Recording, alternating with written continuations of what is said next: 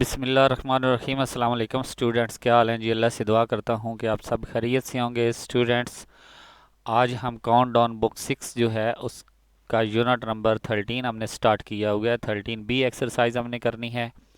तो स्टूडेंट्स, अपने टॉपिक में जाने से पहले आपसे रिक्वेस्ट करूँगा कि अगर आपने मेरा चैनल सब्सक्राइब नहीं किया तो मेरे चैनल को सब्सक्राइब करें और साथ में बेल आइकन को प्रेस करें ताकि मेरी हर आने वाली वीडियो आप तक पहुँच सके। स्टूडेंट्स, अगर वीडियो अच्छी लगे, क्वेश्चन समझ आ जाए तो वीडियो को लाइक और शेयर ज़रूर किया करें। तो बढ़ते हैं अपने टॉपिक की तरफ। हमारा टॉपिक है जी आज 13B एक्सरसाइज। इसमें हमने आज बात करनी है जो कि बहुत ज़रूरी बात है। कुछ डेफिनेशन करेंगे। पहले हम interior and exterior angle of a try की बात करेंगे, यानी कि ट्राई एंगल के इंटीरियर एंगल और एक्सटीरियर एंगल कौन से होते हैं उसके बारे में बात करेंगे। A triangle formed on a plan divide it into three distinct parts। Triangle की डेफिनेशन यहाँ पे लिखी हुई है कि जो 3 डिस्टिंक्ट पार्ट्स पे जो है वो प्लान बनता है उसको हम ट्राइंगल कहते हैं। Consider the triangle ABC as shown in figure. ये आपको जो है ये एक फिगर दिखाई गई है, इसको हम ट्राइंगल कहते हैं। Point ABC as shown in the figures lie on the triangle and form the boundary of the triangle. ये जो आपको A, B और C ये 3 पॉइंट्स हैं दिए गए हैं, ये ट्राइंगल के ऊपर लाई यानी कि मौजूद हैं और इनको मिलाने से हमारे पास ट्राइंगल की एक बाउंड्री बनती है। ठीक है। इसके बाद point P, Q, R and S lies outside the triangle. ये जो P है, ये Q है, ये R है, ये S है, ये सारे ट्राइंगल से बाहर मौजूद हैं। ठीक है। तो lies on the outside of the triangle, the region outside the triangle containing the point P, Q, R and S is known as the exterior region of the triangle। ये वो पॉइंट्स हैं जो कि एक्सटीरियर यानी कि triangle के बैरूनी हिस्से में मौजूद हैं, तो इसलिए हम कहेंगे एक्सटीरियर रीजन। ठीक है। इसके बाद पॉइंट एक्स वाई जी आपने देखा है कि ये ट्राइंगल के अंदर मौजूद हैं, तो इनको हम कहेंगे इंटीरियर रीजन। ठीक है। ये चौके पॉइंट इसके अंदर मौजूद हैं तो इनको हम कहेंगे इंटीरियर। अब यहाँ से एक बात वाजिया होगी कि एक्सटीरियर वो पॉइंट होती हैं जो कि किसी भी प्लान के आउटर साइड पे मौजूद होते हैं और इंटीरियर वो पॉइंट होते हैं जो कि इनर साइड पे मौजूद होते हैं, चाहे वो ट्राइंगल हो या कोई और शेप हो। ठीक है। इसके बाद वो कहते हैं कि interior region of the triangle together with its boundary is known as the triangular region. वो कहते हैं कि इंटीरियर एंगल और बाउंड्री को जब हम मिलाकर बात करते हैं तो उसको हम कहते हैं रीजन, ट्राइंगुलर रीजन। अगर रेक्टेंगल है तो रेक्टेंगुलर रीजन होगा, अगर हमारे पास कोई और शेप है तो उसके हिसाब से वो रीजन बनेगा। यानी कि अगर हम इंटीरियर एंगल और इन दोनों तीनों पॉइंट्स को A, B और C इनको भी हम साथ में शामिल कर लें तो ये हमारे पास बन जाता है ट्रायंगुलर रीजन। यानी कि जो एक्सटीरियर रीजन है उसको निकाल दें तो बाकी हमारे पास ट्रायंगुलर रीजन बन जाएगा। ओके जी, ये हमारे पास कुछ डेफिनेशन थी। इसके अलावा यहाँ पे हमने बात की हुई है in exterior angles of a triangle. Exterior angles क्या होते हैं? एक्सटीरियर और एक्सटर्नल, एक्सटीरियर और एक्सटर्नल मतलब बाहर वाले मौजूद। ठीक है। Angles is the angle between one side of a triangle and extension of a adjacent side. वो कहते हैं कि एक साइड और दूसरी जो है वो एक्सटेंशन साइड जो है उनके दरमियान जो एंगल आता है उसको हम कहते हैं एक्सटीरियर या एक्सटर्नल एंगल। फॉर एग्जांपल ये हमारे पास है ट्राइंगल की साइड, ठीक है, ये वाली।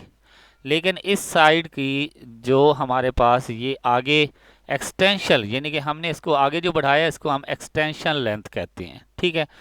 तो इनके दरमियान में जो एंगल आ रहा है ये वाला एंगल, इसको हम कहेंगे एक्सटीरियर एंगल। ओके जी। इसके बाद हम कुछ इनकी प्रॉपर्टीज़ के बारे में बात करेंगे। सबसे पहले basic properties of a triangle. Triangle की बेसिक प्रॉपर्टी क्या है? Sum of a angle of a triangle is 180 degree.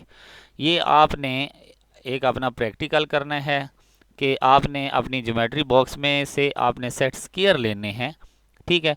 उनको आपने क्या करना है, उनको रख कर उनके गिर्द बाउंड्री लगानी है और फिर उनके एंगल्स को मेजर करना है। तो आपने देखना है कि एक जब आप लेते हैं जिसकी दोनों साइडें इक्वल होती हैं, तो उसमें एक 90 डिग्री का एंगल होता है, एक 45 का होता है और दूसरा भी 45 का होता है, ठीक है। यानी कि आपके पास इस तरह का सेट स्क्वायर होता है जो कि इक्वल साइड वाला होता है, ठीक है। इसको आपने रख कर इसको बाउंड्री लगाकर फिर प्रोटेक्टर की मदद से इनकी मेजरमेंट करनी है। ये 90 डिग्री का एंगल आएगा, यहाँ पे 45 का, और ये भी क्या आएगा, 45 का आएगा, ठीक है जी। तो इस तरह आपको ये देखा जाएगा कि ये टोटल अगर इनको प्लस करें तो क्या बनता है, 180 डिग्री बनता है, ठीक है। फिर आपने दूसरा सेट स्क्वायर उठाना है, उसमें आपने देखना है कि एक साइड बड़ी है और एक साइड छोटी है। वो कुछ ऐसे होता है, अगर मैं यहाँ पे आपको बनाकर दिखाऊं तो वो इस तरह का सेट स्क्वायर होता है, ठीक है। तो इस तरह आपने उसमें भी बाउंड्री लाइन लगानी है। यहाँ पे 90 डिग्री का एंगल बन जाएगा, यहाँ पे आप मेजर करेंगे तो 60 डिग्री का बनेगा और यहाँ पे 30 डिग्री का बनेगा। तो इस तरह आपने देखा कि इनका भी सम जो है वो क्या बन रहा है, 180 डिग्री। तो इस तरह हम कह सकते हैं कि जो सम ऑफ इंटीरियर एंगल्स होता है वो क्या होता है, 180 डिग्री होता है। ये प्रॉपर्टी होगी, यही प्रॉपर्टी आगे हम डिस्कस कर रहे हैं। The sum of a degree of a measures of interior angles of a triangles is 180 degree. ये हमने बता दिया आपको, ये आप घर में प्रैक्टिकल करेंगे। उसके बाद वो कहते हैं कि relation between exterior and opposite interior angles, के एक एक्सटीरियर एंगल लें और दो ऑपोजिट इंटीरियर एंगल लें तो उनका रिलेशन क्या बनता है, ठीक है। तो ये बात याद रखना कि ये वाला जो एक्सटीरियर एंगल है इसके अपोजिट ये वाला एंगल है और ये वाला एंगल है, इंटीरियर एंगल, ठीक है। तो अगर हम इन दोनों को प्लस करें, जितनी वैल्यू आएगी वो इस वैल्यू के इक्वल होगी, ओके जी। फॉर एग्जांपल ये 30 है, ये 60 है, ठीक है। तो 30 प्लस 60 क्या बनेगा जी, 90। तो ये एंगल कितना होगा, 90 डिग्री होगा। अगर ये 45 है और ये 60 है तो ये दोनों का सम कितना आएगा, 105। तो ये 105 बन जाएगा, ओके जी। तो यहाँ पे देखें एंगल ए सी ई, यानी कि ए सी ई ये किसकी इक्वल है जी, एंगल ए के प्लस एंगल बी के, यानी कि angle A plus angle B. फिर अगर आप देखें तो आपके पास जो एक्सटीरियर एंगल ये बन रहा है, ठीक है। इसके अपोजिट कौन होंगे, ये वाला एंगल और ये वाला एंगल, ठीक है। तो यहाँ पे देखें बी प्लस सी आ रहा है, ठीक है। फिर इस एक्सटीरियर एंगल की तरफ आएंगे तो इसका अपोजिट कौन सा होगा, A and C, A and सी। तो इस तरह हम कह सकते हैं the sum of interior two opposite angle is equal to the exterior opposite angle, ठीक है जी। तो यहाँ पे स्टेटमेंट लिखी हुई है, आप इसको ज़रा गौर से पढ़ें। Size of exterior angle of a triangle is equal to the sum of the size of the opposite interior angles, ठीक है जी। इसके बाद ट्रायंगल इनइक्वालिटी प्रॉपर्टी। एक बात याद रखना कि ट्रायंगल की दो साइडों को अगर आप प्लस करते हैं तो उसका सम जो है वो तीसरी साइड से हमेशा क्या आएगा, ग्रेटर आएगा। ये भी एक प्रॉपर्टी है। इनमें जितनी भी आपको ट्रायंगल नज़र आ रही हैं, अगर आप इनमें से दो को प्लस करें तो आप देखेंगे कि आंसर तीसरी से बड़ा आ जाएगा। फॉर एग्जांपल यहाँ पे हमने 4.5 प्लस 5 किया तो ये हमारे पास आंसर क्या आएगा, 9.5। 9.5 तीसरी साइड से क्या होगा, ग्रेटर होगा, ठीक है। तो यहाँ पे हमारे पास एक प्रॉपर्टी बन गई, in a triangle the sum of a length of any two sides is always greater than the length of a third side, ठीक है जी। इसके अलावा एक और यहाँ पे बात ऐड करता जाऊँ, यहाँ पे सम की बात है, ठीक है। अगर सम की जगह पे डिफरेंस लगा दें तो यहाँ पे ग्रेटर की जगह पे लेसर लग जाएगा, यानी कि स्मॉलर हो जाएगा। यानी कि the difference of a length of any two sides is always smaller than the length of a third side. यहाँ पे अगर आप देखें कि इनमें से 5.5 में से अगर 5 को माइनस कर लें तो क्या आंसर आ जाएगा, 0.5, जो कि 4.5 से क्या होगा, स्मॉलर होगा। यानी कि यहाँ से किसी भी दो साइड्स को आप माइनस करें, ठीक है, वो आंसर जो है वो तीसरी साइड से हमेशा स्मॉलर आएगा, ओके जी। इसके बाद यहाँ पे वो कह रहे हैं कि properties of isosceles triangle. Isosceles की प्रॉपर्टीज़ क्या होती हैं? एक तो ये बात है कि उनकी दो साइड्स जो होती हैं वो इक्वल होती हैं। फॉर एग्जांपल ये आइसोसेल है तो इसकी दो साइड्स इक्वल हैं, या फिर ये दो साइड्स इक्वल होंगी, ठीक है, या फिर ये वाली दोनों साइड्स इक्वल होंगी, ठीक है।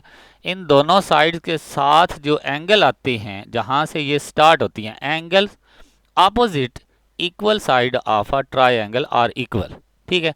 यानी कि उन साइड्स के जो ऑपोजिट एंगल्स होते हैं वो भी क्या होते हैं? इक्वल होते हैं। फॉर एग्जांपल ये दोनों साइड्स इक्वल हैं तो ये वाला एंगल और ये वाला एंगल भी क्या होंगे? इक्वल होंगे। ये दोनों साइड्स इक्वल हैं तो ये वाला जो है एंगल और ये वाला एंगल इक्वल होंगे, ठीक है जी। तो यहाँ पे हम कन्वर्सली भी कह सकते हैं एक और बात, conversely the sides opposites equal angle of a triangle are equal. वो कहते हैं कि अगर आपको एक ट्रायंगल दे दी जाए इस तरह की, ठीक है, और कहा जाए कि ये वाला एंगल और ये वाला एंगल दोनों इक्वल हैं, तो फिर आप कहेंगे कि इनके जो सामने वाली लाइंस हैं वो भी क्या हैं? इक्वल्स हैं, ठीक है जी। ये हमारे पास एक प्रॉपर्टी होगी।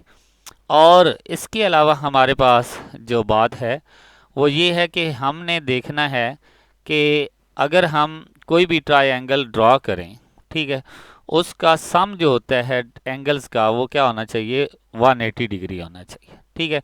इसके बाद ये बहुत सारी एग्जांपल दी हुई हैं, तो इन एग्जांपल को आपने अच्छे से देख लेना है। और अब हम जाते हैं जी अपनी एक्सरसाइज की तरफ। एक्सरसाइज में जाकर हम क्वेश्चन नंबर 1 को सॉल्व करते हैं। वो कहते हैं state whether the following are true और फॉल्स। आपने बताना है कि ये ट्रू हैं या फॉल्स हैं। A right triangle can also be an isosceles triangle। हाँ जी, इसको हम कह सकते हैं कि ये आइसोसेल हो सकती है, क्योंकि ये देखिए हमारे पास राइट ट्रायंगल है, ठीक है। तो अगर इसकी ये दोनों साइड्स इक्वल हैं, ये वाली साइड इस साइड की इक्वल है, तो इसको हम राइट के साथ आइसोसेल भी कहेंगे, ठीक है जी। तो इसका मतलब ये हमारे पास जो आंसर है ये क्या है? ट्रू है। इसको हम क्या कहेंगे जी? ट्रू। इसके बाद a scalene triangle is always an acute angle triangle. Scalene क्या होती है? डिफरेंट लेंथ की होती है, तो वो अक्यूट नहीं होती। फॉर एग्जांपल एक हमने यहाँ पे लाइन लगाई, एक छोटी सी लाइन यहाँ पे हमने लगाई और इन दोनों को मिलाया, तो ये हमारे पास एक्यूट तो ना बनी, ये तो ऑब्ट्यूस एंगल ट्रायंगल बन गई, ठीक है। तो इस तरह हम कह सकते हैं कि ये फॉल्स है, ठीक है जी। इसको क्या कहेंगे? ये फॉल्स है। और पहले वाला हमारे पास क्या था? ट्रू था। इसके बाद an isosceles triangle can also be an obtuse angle triangle. Yes, isosceles जो है वो ऑब्ट्यूस भी हो सकती है। फॉर एग्जांपल ये देखें, ये हमारे पास एक आइसोसेल है, ये दोनों साइडें इक्वल हैं, ठीक है। ये वाली साइड इस साइड की इक्वल है, तो लेकिन एंगल क्या है? 90 से ग्रेटर है, तो इसको हम ऑब्ट्यूस कहेंगे। तो ये भी हमारे पास क्या है? ट्रू है। इसके बाद the exterior angles of an equilateral triangle are not equal.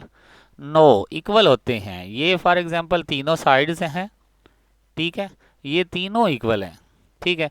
तो अगर ये वाला एक्सटीरियर एंगल, ये वाला, ठीक है, तो ये भी क्या होगा? इस एक्सटीरियर एंगल के इक्वल होगा, और ये वाला भी क्या होगा? इनके इक्वल होगा। यानी कि ये तीनों एंगल जो हैं वो भी क्या होंगे? इक्वल होंगे अगर इनकी साइड्स इक्वल है, ठीक है। तो इस तरह इसको भी हम कहेंगे ये फॉल्स है। ओके जी। तो अब हम आते हैं क्वेश्चन नंबर 2 की तरफ। क्वेश्चन नंबर 2 में वो कह रहे हैं स्टेट विद रीजन वेदर और not you can construct A B C in each of the following cases. वो कह रहे हैं कि आप बताएं कि क्या हम इनकी ट्रायंगल कंस्ट्रक्ट कर सकते हैं या नहीं कर सकते। तो आपने सिर्फ ये देखना है कि अगर तीनों एंगल्स को प्लस करने से आंसर 180 आता है तो आप उसको कंस्ट्रक्ट कर सकते हैं, अदरवाइज आप नहीं कर सकते। तो इनको मैंने सॉल्व किया हुआ है। यहाँ पे देखें पार्ट नंबर 1, अगर इन तीनों एंगल्स ए बी सी इनको मैं प्लस करूँ तो मेरे पास 180 डिग्री आंसर आता है, तो मैं कहूँगा पॉसिबल है, यानी कि इनको मैं कंस्ट्रक्ट कर सकता हूँ। लेकिन अगर इन तीनों को प्लस करूँ तो ये देखें ये मेरे पास सम आ रहा है जी 190 डिग्री, जो कि 180 से ग्रेटर है, तो ये नॉट पॉसिबल, इसको मैं कंस्ट्रक्ट नहीं कर सकता। इसके बाद पार्ट नंबर 3 में आए तो ये हमारे पास तीन एंगल्स हैं, इसमें दो एंगल्स तो 90 डिग्री है, ठीक है।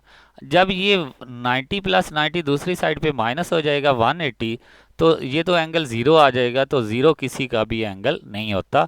तो यानी कि दो एंगल्स एक ही ट्राइंगल में दो राइट एंगल नहीं हो सकते। फॉर एग्जांपल आप यहाँ पे एक राइट एंगल ड्रा करें, ये वाला, ठीक है, फिर दूसरा भी राइट एंगल ड्रा करें, तो ये देखें ये तो पैरेलल हो जाएंगे, ये तो मिलेंगे ही नहीं, ठीक है। तो इस तरह आप कह सकते हैं कि ये इम्पॉसिबल। इसके बाद हमारे पास पार्ट नंबर 4, पार्ट नंबर 4 ज़रा गौर करें। वो कहते हैं कि एक एंगल आपके पास 120 डिग्री है, दूसरा लेस देन 60 डिग्री है, तो दोनों का सम क्या आता है 180 डिग्री। लेकिन यहाँ पे एक कोई एंगल लेस देन 60 है, यानी कि अगर हम कहें कि 59 है, ठीक है, तो फिर एंगल सी कितना होगा 1 डिग्री होगा, ठीक है। तो 59 डिग्री अगर हम कह लें, तो फिर एंगल ए जो है, एंगल बी हमारे पास 120 है और एंगल सी हमारे पास 59 है, पीछे हमारे पास एंगल ए रह जाएगा। एंगल ए हमारे पास कितना आ जाएगा जी 1 डिग्री, ठीक है। तो इस तरह हम कह सकते हैं कि ये ट्रायंगल ड्रा हो सकेगी। फॉर एग्जांपल ये हमारे पास क्या है जी, एक लाइन है, यहाँ पे हमने 120 का एंगल बनाया, ठीक है, और यहाँ पे हमने 59 डिग्री का एंगल बना लिया। तो ये 1 डिग्री का एंगल जो है ये बनाकर ये ट्रायंगल बन जाएगी। ओके जी। इसके बाद हमारे पास लास्ट पार्ट है कि अगर हम इन तीनों एंगल्स को प्लस करते हैं तो हमारे पास आंसर 180 आता है, तो ये भी क्या है पॉसिबल है। अब हम क्वेश्चन नंबर 3 की तरफ आते हैं। क्वेश्चन नंबर 3 में वो कह रहे हैं कि can an obtuse angle triangle have a right angles as one of its angle. वो कहते हैं कि अगर एक ट्रायंगल में हमारे पास एक ऑब्ट्यूस एंगल है, फॉर एग्जांपल ये ऑब्ट्यूस एंगल है, ठीक है, तो वो कहते हैं कि इसमें हम राइट एंगल भी ड्रा कर सकते हैं। यानी कि ये देखें, क्या ये राइट एंगल भी ड्रा करेंगे तो देखें क्या ये ट्रायंगल बनेगी, नो। तो इसका मतलब ये हुआ, हमने पीछे पढ़ा भी था कि एक ट्रायंगल में सिर्फ एक ही ऑब्ट्यूस एंगल हो सकता है, उसके अलावा उसमें ना कोई राइट एंगल होगा, बाकी दोनों क्या होंगे एक्यूट एंगल होंगे।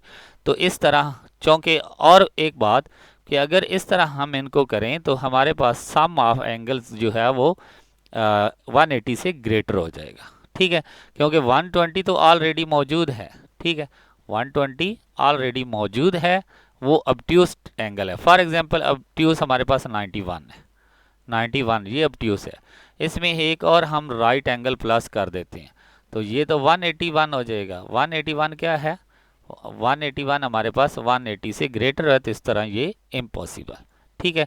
तो यहाँ पे मैंने इसका आंसर लिखा है, आप इसको देख सकते हैं। No, the sum of three angles, the sum of three angles not greater than 180 degree.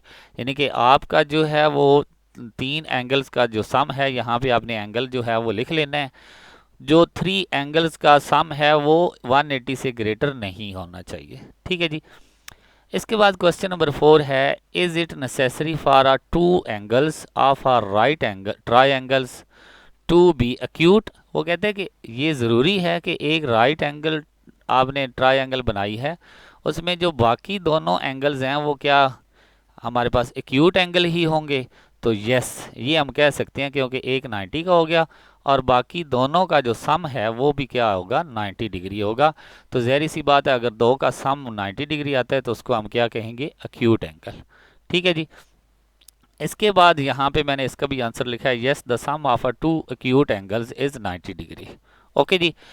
इसके बाद हमारे पास आ जाता है जी क्वेश्चन नंबर 5। वो कहता है right the size of the angles N equilateral triangle. Equilateral triangle जिसमें तीनों एंगल्स जो हैं वो क्या हों, इक्वल हों, तीनों साइड्स इक्वल हों। फॉर एग्जांपल ये हमारे पास तीनों साइड्स इक्वल हैं, ठीक है। तो फिर हमारे पास तीनों साइड्स अगर इक्वल हैं तो तीनों एंगल्स भी क्या होने चाहिए, इक्वल होने चाहिए। तो टोटल सम जो है वो कितना है 180 डिग्री है, ठीक है। इसको अगर आप 3 पे डिवाइड कर दें, 3 पे डिवाइड करें तो आपके पास आंसर क्या आ जाएगा 60 डिग्री।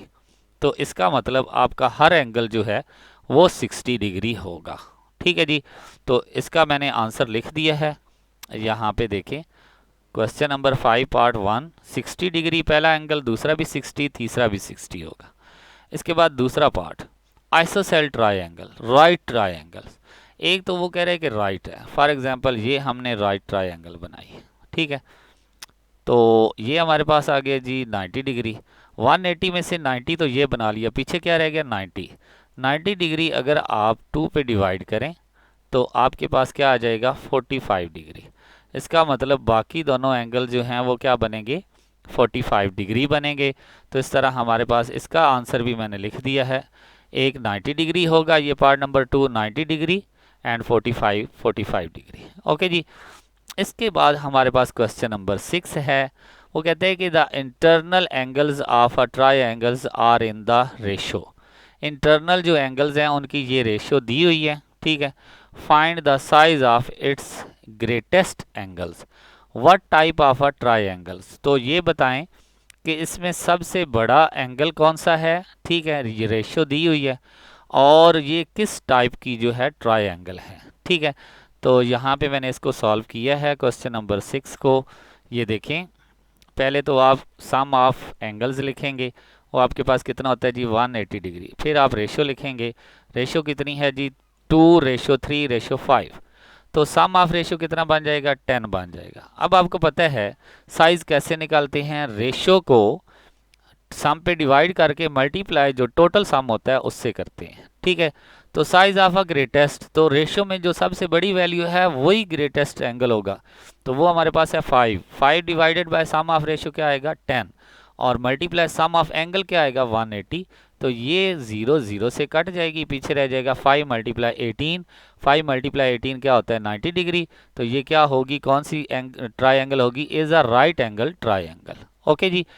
यानी कि उसने हमसे जो जो पूछा था वो हमने बता दिया, बड़ा एंगल जो होगा वो 90 डिग्री का होगा, और इस ट्रायंगल को हम कौन सा नाम देंगे, राइट ट्रायंगल। ओके जी। इसके बाद क्वेश्चन नंबर 7 में वो कहते हैं the internal angle of a triangle in the ratio, ratio में ये एंगल दिए हुए हैं, find the size of the angles, also find the size of the greatest exterior angles.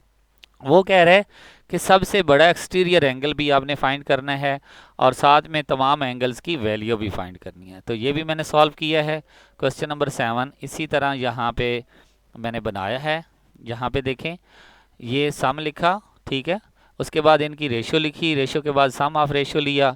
अब एंगल ए फॉर एग्जांपल 3/15 आएगा मल्टीप्लाई 180, तो ये हमारे पास 15 1s आर 15 12s आर, तो ये हमारे पास 3 मल्टीप्लाई 12 क्या आ जाएगा 36। और एंगल बी हमारे पास 5/15 मल्टीप्लाई 180, तो ये हमारे पास 60 डिग्री आ जाएगा। एंगल सी 7/15 मल्टीप्लाई 180 डिग्री तो ये क्या आ जाएगा 84 आ जाएगा, ठीक है।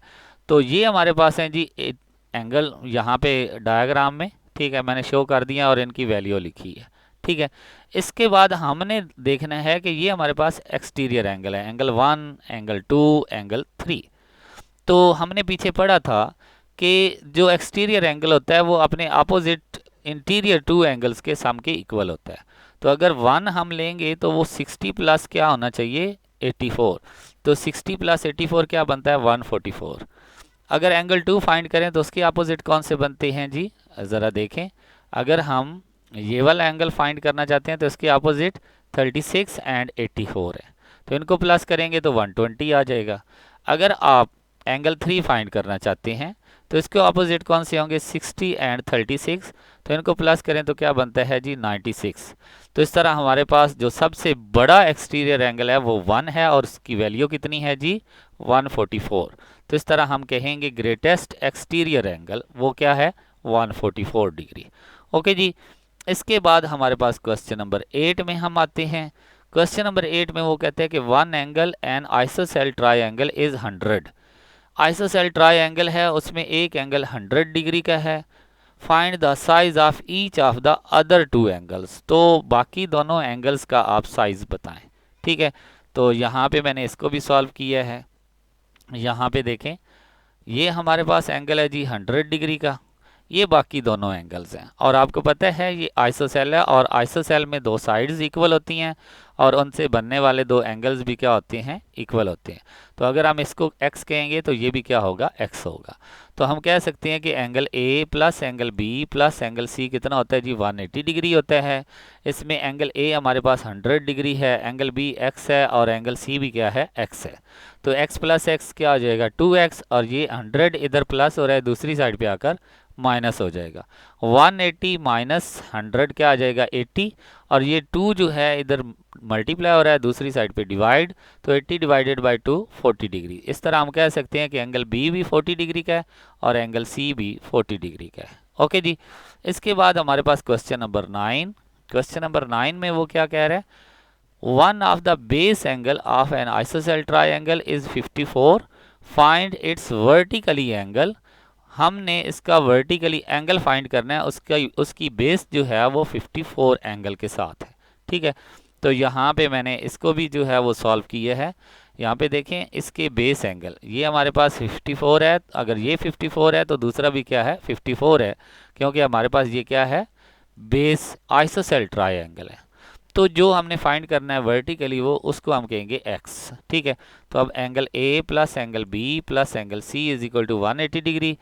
एंगल A हमारे पास x है, एंगल B 54, एंगल C भी 54, इन दोनों का सम लेंगे 108, ये दूसरी साइड पे माइनस होगा, तो ये 180 माइनस 108 72 डिग्री। उसका वर्टिकली एंगल कौन सा होगा, 102 डिग्री का। इसके बाद हमारे पास क्वेश्चन नंबर 10 है। क्वेश्चन नंबर 10 में वो कहता है कि find the value of x।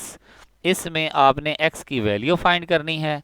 तो ये मैंने डायग्राम बनाई है, वैसे आप ज़रा गौर करें कि ये इसका एक्सटीरियर एंगल है और ये दोनों इसके इंटीरियर अपोजिट एंगल हैं। अगर इन दोनों को प्लस करें तो वो किसकी इक्वल आना चाहिए, 140 के इक्वल। तो मैंने इसी तरह इसको सॉल्व किया है। ठीक है, तो इसको जाकर देखते हैं। Question number 10, angle A plus angle C is equal to किसके होगा, एंगल ABD। ठीक है, ये वाला देखें एंगल, ये वाला angle A plus angle C, ये किसकी इक्वल होना चाहिए जी, एंगल ABD, इस एंगल की इक्वल। ठीक है, तो ये हमारे पास x है और ये 72 है और ये क्या है, 140 है। 72 इधर आकर माइनस हो जाएगा, तो x की वैल्यू क्या आ जाएगी, 68 डिग्री। इसके बाद क्वेश्चन नंबर 11 है हमारे पास, उसको देखते हैं। क्वेश्चन नंबर 11 में वो कहते हैं the angle made by the equal sides of N isosceles triangle is 84, find the other angles. वो कहते हैं कि जो हमारे पास इक्वल साइड्स हैं उनके साथ जो एंगल बन रहा है वो क्या है, हमारे पास 84 है, तो बाकी दोनों एंगल्स फाइंड करें। तो इस तरह का हमने पहले भी क्वेश्चन किया है। ठीक है, ये मैंने यहाँ पे इसको किया है। ये हमारे पास दोनों साइड्स इक्वल हैं, तो इनके साथ बनने वाला जो एंगल है 84 है, तो बाकी हमने ये दोनों फाइंड करने हैं। तो इसी तरह हम तीनों एंगल्स को प्लस करके 180 डिग्री की इक्वल रखेंगे। यहाँ पे A एंगल 84 है और बाकी दोनों x हैं, तो 180 माइनस 84 माइनस करेंगे तो 96 आएगा। तो यहाँ पे x इज इक्वल टू क्या आ जाएगा, 96 को 2 पे डिवाइड करें 48। तो इस तरह हम कह सकते हैं एंगल B 48 डिग्री और एंगल C भी 48 डिग्री। ठीक है जी। इसके बाद हमारे पास क्वेश्चन नंबर 12 है। वो कहता है कि the if N exterior angles of a triangle is 15 degree and one of the opposite interior angle is 64, find the other two angles. बाकी दो एंगल्स वो हमने फाइंड करने हैं। तो ये भी सिंपल सा है, यहाँ पे मैंने किया है। ये वो कहते हैं कि एक्सटीरियर एंगल हमारे पास जो है वो 115 डिग्री है, तो इसके अपोजिट जो एंगल है वो एक 64 है, दूसरा हमने फाइंड करना है, और बाकी हमने ट्राई एंगल के बाकी एंगल को भी फाइंड करना है। ठीक है जी, तो इसको सॉल्व करते हैं। यहाँ पे देखें इन तीनों को, ये हमारे पास दो A और C को प्लस करें ये वाला, तो ये अपने अपोजिट एक्सटीरियर एंगल के इक्वल होंगे। ठीक है, तो यहाँ से हम 64 इधर आकर माइनस हो जाएगा तो 51 आ जाएगा। तो अब आपको पता है कि अंदर वाले इंटीरियर एंगल का सम क्या होता है, 180 डिग्री होता है, जिनमें x है, y है और 64 है। तो यहाँ पे x की वैल्यू पुट करेंगे तो क्या आ जाएगा जी, इनको प्लस करें 115 और 115 इधर आकर माइनस होगा 180 में से, तो y की वैल्यू क्या आ जाएगी, 65। ठीक है, इसका मतलब ट्राई एंगल के अंदर एक हमारे पास 65 डिग्री का एंगल होगा और एक हमारे पास 51 डिग्री का होगा। ओके जी। इसके बाद हमारे पास क्वेश्चन नंबर 13 है। वो कहता है कि ये आपको एक आइसोसेल ट्रायंगल दी गई है ABC, इसमें BO और CO जो है वो क्या है, O पे मीट कर रहे हैं, ये बाइसेक्टर हैं एंगल्स के। तो फाइंड द BOC, हमने ये वाला एंगल फाइंड करना है, ये वाला। ठीक है, तो ये मैंने वहाँ पे सॉल्व किया है, इसको भी देखते हैं।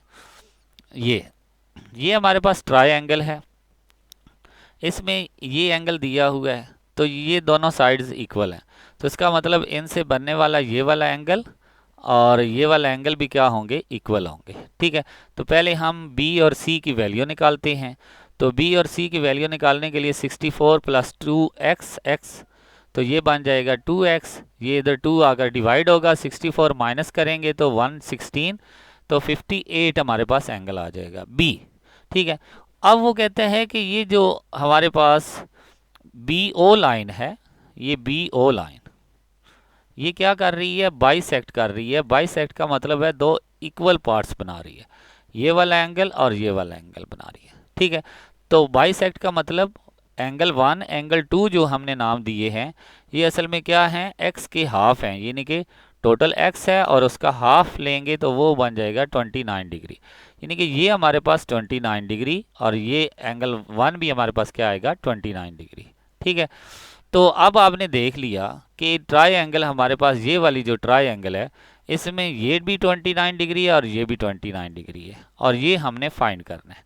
ठीक है, तो अगर हम कहें angle 1 plus angle 2 plus angle BOC, तो क्या आना चाहिए, 180 डिग्री, क्योंकि ये एक ट्रायंगल है। ठीक है, इन ट्रायंगल BOC में तो ये भी 29 डिग्री, ये भी 29, ये टोटल प्लस करेंगे तो 58 डिग्री, 58 दूसरी साइड पे माइनस हो जाएगा, तो क्या रह जाएगा, 122 डिग्री। ठीक है, यानी कि ये हमारे पास BOC जो एंगल है, ये क्या बनेगा, 122 डिग्री। तो इसी के साथ हमारी ये एक्सरसाइज ख़त्म हुई। अब हम आते हैं जी MCQs की तरफ। MCQs ज़रा आप गौर करें, वो कहते हैं कि a scalene triangle can be an equilateral triangle. Scalene जो होती है उसको इक्वलेटरल कह सकते हैं? नो, स्केलन जो होती है वो डिफरेंट होती है। ठीक है, यानी कि उसकी साइड्स डिफरेंट होती हैं, तो ये फॉल्स है। इसके बाद हमारे पास है जी, यानी कि ये साथ में आप टिक लगा लें, ये फॉल्स है। A right ISOCELL triangles has one right angles and two angles 45 degree. ठीक है, वो कहते हैं कि एक राइट आइसोसेल ट्रायंगल है, ये फॉर एग्जांपल राइट ट्रायंगल है और साथ में आइसोसेल भी है, यानी कि ये दोनों साइडें इक्वल हैं। ठीक है, तो इसका मतलब अगर ये दोनों इक्वल हैं तो ये एंगल भी क्या होंगे, इक्वल होंगे। तो ये 90 डिग्री का है, तो पीछे ये दोनों का सम भी 90 आएगा, सम को 2 पे डिवाइड करें तो 45, तो इसका मतलब ये क्या है, ट्रू है। फिर वो कहते हैं कि triangle can B draw with two obtuse angle, एक ट्रायंगल में दो ऑब्ट्यूस एंगल नहीं हो सकते, ये फॉल्स है। इसके बाद वो कहते हैं कि in triangle the sum of a length of any two sides is greater than the length of a third side, ये हमने पीछे पढ़ा है। ठीक है, तो इसके बाद हमारे पास आ जाता है जी लास्ट MCQs। लास्ट MCQs में वो क्या कह रहा है, ज़रा गौर करें। वो कह रहा है कि an exterior angle of a triangle is bigger than the sum of the two opposite interior angles. No, bigger नहीं होता, इक्वल होता है। ठीक है, तो यहाँ पे ये इसको हम कहेंगे कि ये फॉल्स स्टेटमेंट है। ओके जी, इसी के साथ हमारा आज का लेक्चर और यूनिट भी हमारा ख़त्म हुआ। इंशाल्लाह नेक्स्ट लेक्चर में हम यूनिट नंबर 14 लेकर आएंगे। तब तक के लिए इजाज़त दें, अल्लाह हाफिज़।